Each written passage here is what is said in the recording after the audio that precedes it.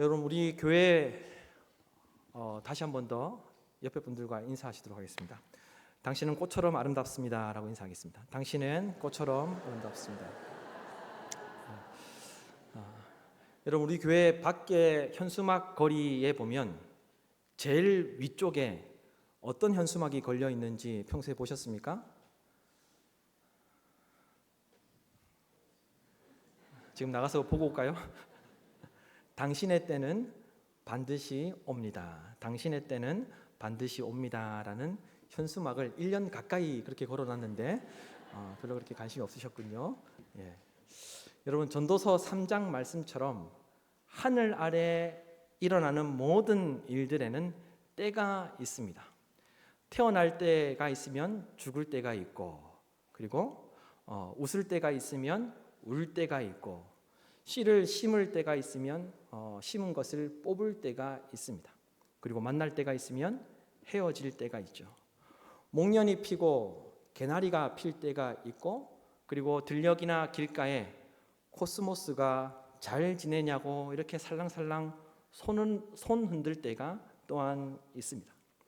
이처럼 꽃들은 계절에 따라 자기 때인 줄 알고 피어나죠. 그런데 그 꽃들을 보면 참 신기한 게도 깡깡 마른 그 나무 가지에 어떻게 그렇게 숨어 있다가 그렇게 피게 되는지, 때가 되면 그렇게 피어나는지 꽃들을 유심히 지켜보면 정말 너무나도 신기하다는 것을 우리가 생각할 수 있죠. 그래서 꽃들을 보면서 감탄하기도 합니다. 이처럼 꽃들도 자기 때가 되면 반드시 피어나게 되어 있습니다. 왜 그렇습니까? 하나님께서 창조하셨기 때문에 하나님의 창조 질서에 따라 자기 때가 되면 피어나게 되는 것이죠. 그런데 사람들은 흔히들 우리 인생을 이야기하면서 내 인생이 긴 겨울과 같다라고 이렇게 말하는 경우들이 있습니다. 우리 인생 가운데 겨울이 길다, 긴 겨울을 내가 지금 맞이하고 있다라고 이렇게 이야기하는 경우들이 있죠. 그런데 저는 오늘 말씀을 묵상하는 가운데 주님께서 우리의 인생 가운데에도 반드시 꽃피는 때가 오게 해 주신다는 그런 마음을 제가 가지게 되었습니다. 오늘 말씀을 묵상하면서 하나님의 사람은 반드시 꽃 피우는 때가 온다 하는 사실을 제가 깨닫게 되었습니다. 오늘 우리가 읽었던 말씀은 예수님이 탄생하실 때까지의 족보를 기록하고 있습니다. 그래서 1절은 이렇게 시작합니다. 아브라함과 다윗의 자손 예수 그리스도의 계보라. 예수님께서 아브라함으로부터 예수님께서 탄생하셨다는 것을 오늘 우리가 읽었던 본문에서 말씀하고 있죠. 그런데 2절에서 16절까지의 그 말씀 가운데 나오는 사람들을 우리가 다시 한 번 더 기억해 보면 우리가 잘 아는 사람들도 있지만 잘 모르는 사람들도 있습니다. 그런데 우리가 잘 알고 있는 사람들만 생각해 볼 때 이들의 인생이 결코 쉽지 않았다는 것, 결코 순탄하지 않았다는 것을 우리는 금방 생각해 볼 수 있죠. 2장 2절에서 16절까지 나오는 그 수많은 사람들 가운데 우리가 잘 모르는 사람들도 있습니다. 그런데 우리가 잘 아는 사람들을 생각해 보면 그들의 인생이 삶을 살아가는데 순탄하지 않았다는 것을 금방 생각해 볼 수 있습니다. 여러분, 몇 사람만 한번 생각해 볼까요? 아브라함은 어떤 인생을 살았습니까? 하나님의 부르심에 따라 순종함으로 인하여서 그 모든 안정한 생활, 평안한 생활을 뒤로하고 본토 친척 아버지의 집을 떠나게 됩니다. 불확실한 그런 미래로 들어가게 되죠. 하나님의 부르심에 순종하여서 본토 친척 아버지의 집을 떠났는데 그 인생이 순탄하지 않습니다. 하나님의 말씀에 순종해서 떠났는데 그 인생이 순조롭지 않습니다. 결코 쉬운 인생을 살지 못했습니다. 그런데 어떻습니까? 긴 기다림을 끝으로, 긴 겨울을 끝으로 아브라함의 인생 가운데 꽃을 피우게 되죠. 그렇다면 여러분, 오늘 또 말씀에 나오는 다말은 어떤 인생을 살았습니까? 다말은 유다의 아들이었던 엘과 결혼하였습니다. 그런데 그 남편이 죽고 말았어요. 그래서 당시 법에 따라서 형이 죽었기 때문에 그 동생이 다말과 결혼했어야 했습니다. 오난이라는 그 유다의 아들이 다말과 재혼했어야 했죠.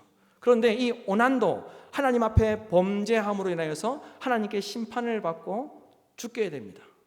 그러자 이제는 그 유다의 셋째 아들이었던 셀라가 이 다말과 결혼했어야 했습니다. 그런데 유다는 이 셀라도 죽게 될 것이 두려워서 이 다말을 자기 친정으로 보내버리게 됩니다. 유다에게 다말은 버림받은 존재였던 것이죠. 이때까지만 하더라도 다말은 꽃 피워보지 못하고 그 인생이 끝나는 줄 알았습니다.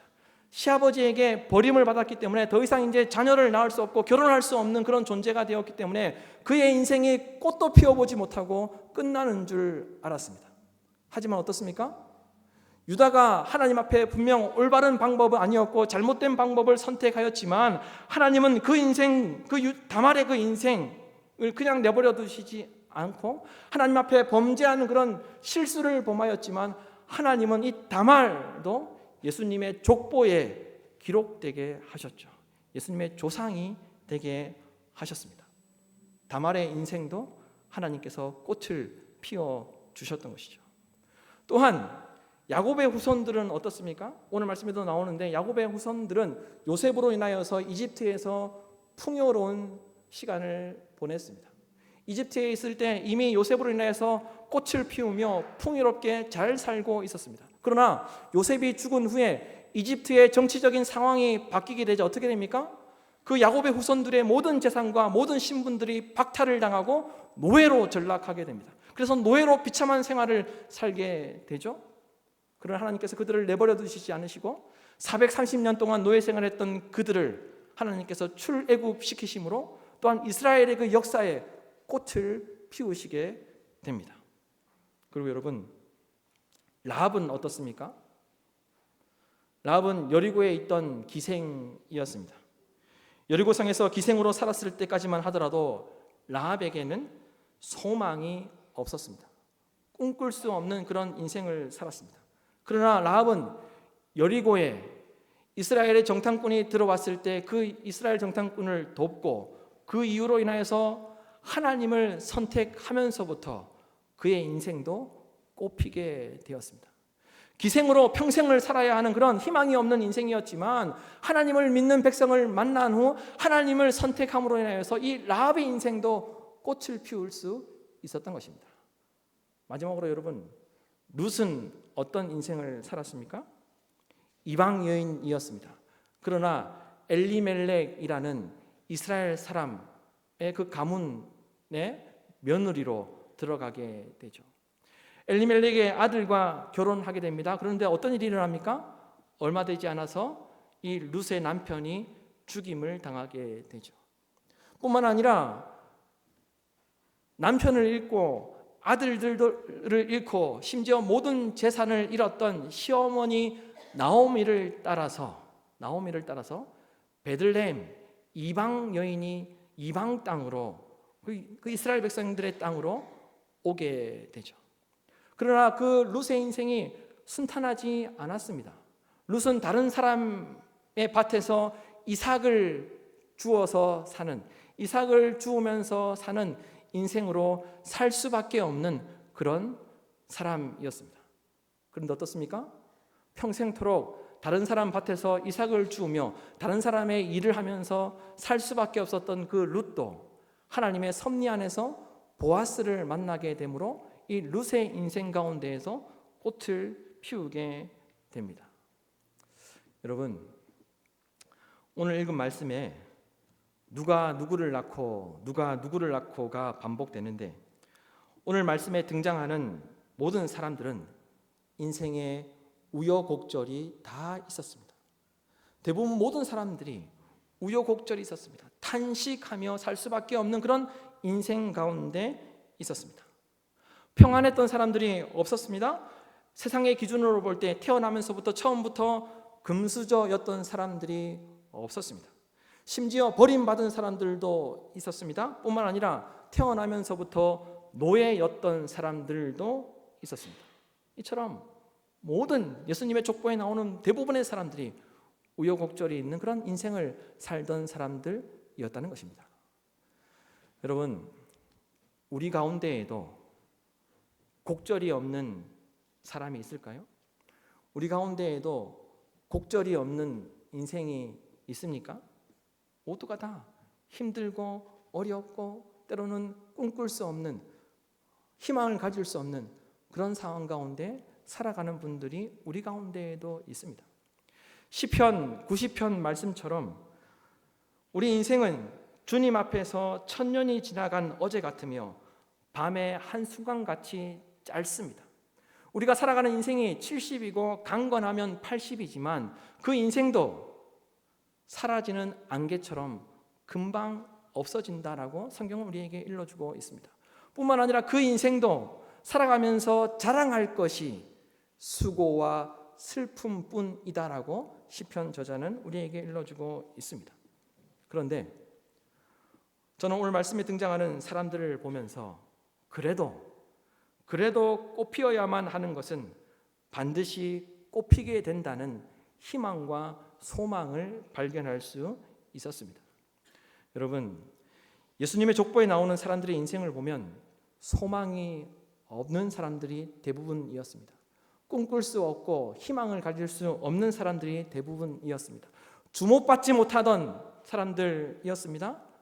소위 말하면 인싸가 아니라 아싸였습니다. 다른 사람들에게 외면받고 손가락질 당하고 버림받은 사람들이었습니다. 그러나 하나님께서 선택하신 사람들, 그리고 하나님을 선택한 사람들의 인생에 반드시 꽃이 피도록 하나님께서 모든 것들을 주관하여 주셨습니다. 여러분 기억하십시오. 우리는 하나님의 선택을 받은 하나님의 백성이기 때문에 꽃필 수밖에 없는 존재임을 믿으시길 바랍니다. 하나님께서 꽃피어야 할 존재로 선택하셨기 때문에 반드시 우리의 인생 가운데에도 꽃이 필 줄로 믿습니다. 그렇다면 여러분, 믿음의 조상들 아브라함이나 예수님의 족보에 나오는 사람들이 어떻게 꽃을 피워야 할 존재로 꽃 피워야 할 것을 꽃 피우게 되었습니까? 어떻게 이들이 하나님의 선택을 받고 그 인생 가운데 꽃 피우는 인생이 될 수 있었겠습니까?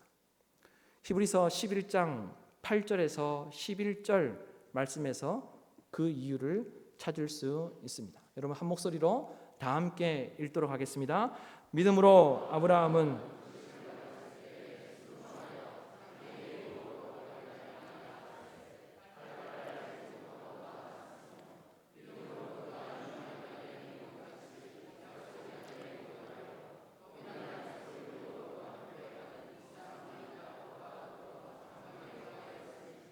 이는 그가 하나님이 계획하시고 지으실 터가 있는 성을 바랐습니다. 믿음으로 사라 자신도 나이가 많아 단산하였으나 잉태할 수 있는 힘을 얻었으니 이는 약속하신 이를 미쁘신 줄 알았습니다. 아멘. 믿음으로, 그리고 말씀에 순종함으로, 그리고 약속을 기다리고 믿음으로 꽃 피어야 할 것을 꽃 피울 수 있는 인생이 될 수 있었던 것입니다. 하나님을 미쁘신 분으로, 좋으신 분으로, 신실하신 분으로, 진실하신 분으로 믿고 살아낸 그 인생들이 꽃 피울 수 있었습니다.